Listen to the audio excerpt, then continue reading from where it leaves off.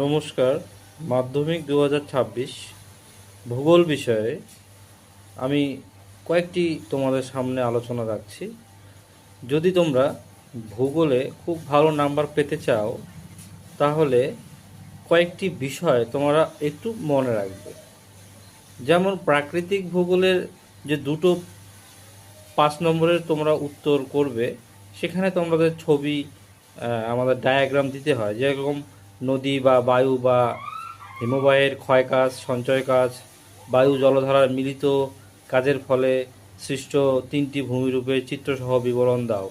এ ধরনের প্রশ্নে বলায় থাকে যে চিত্রসহ বিবরণ, তো চিত্র দিতে হয়। এবার কি করলে আর আমরা আরও একটু বেশি নাম্বার পেতে পারি, যেরকম ধরো আঞ্চলিক ভূগোলের ক্ষেত্রে আঞ্চলিক ভূগোলে বলা নেই যে চিত্রসহ আলোচনা করো, কিন্তু তোমরা অবশ্যই চিত্র দেবে। যেমন ধরো ধান চাষের বা গম চাষের অনুকূল প্রাকৃতিক পরিবেশ, যে কোনো একটা চাষ আমরা প্রত্যেকবারই দেখি তা আসবে। গতবার এসেছিল, সেটা বাদ দিলে ধান বা ইক্ষু, কফি, চা, গম, এগুলোর থেকে একটা অনুকূল প্রাকৃতিক পরিবেশ 5 নম্বরই থাকে। তো সেক্ষেত্রে সবগুলো পয়েন্ট সুন্দর করে লিখে আমরা ভারতের কোথায় সেই চাষটা হয় সেটাকে আমরা কিন্তু একটা সুন্দর করে ছোট্ট ডায়াগ্রাম এঁকে তার মধ্যে ভারতের ওই নির্দিষ্ট চাষের অঞ্চলটা আমরা দেখিয়ে নিচে লিখে দিতে পারি। সেক্ষেত্রে কিন্তু আমাদের নাম্বারটা 5 ওঠার সম্ভাবনা প্রবল থাকবে।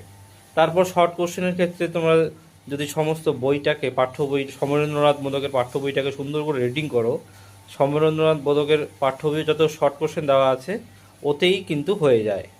এবং ম্যাপ পয়েন্টিংয়ের ক্ষেত্রে ধরো একটা নদী অবশ্যই থাকবে, একটা পর্বত, একটি হ্রদ, বিভিন্ন যেমন মৃত্তিকা অঞ্চল, পশ্চিম ভারতের ল্যাটেরাইট মৃত্তিকা অঞ্চল, পূর্ব ভারতের ল্যাটেরাইট মৃত্তিকা অঞ্চল, ভারতের মরুমৃত্তিকা অঞ্চল, তারপর একটি মহানগর, পশ্চিম ভারতের একটি মহানগর, দক্ষিণ ভারতের একটি মহানগর।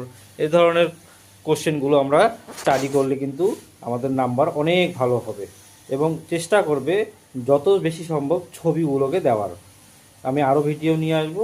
হ্যাঁ, আমার ভিডিও যদি ভালো লাগে তোমরা অবশ্যই লাইক বা সাবস্ক্রাইব করে রাখবে। ধন্যবাদ। হ্যাঁ, আশা করি তোমাদের পরীক্ষা সবার ভালো হবে। এখনও সময় আছে, খুব ভালো করে মন দিয়ে পড়াশোনা করো, আশা করি ভালো হবে।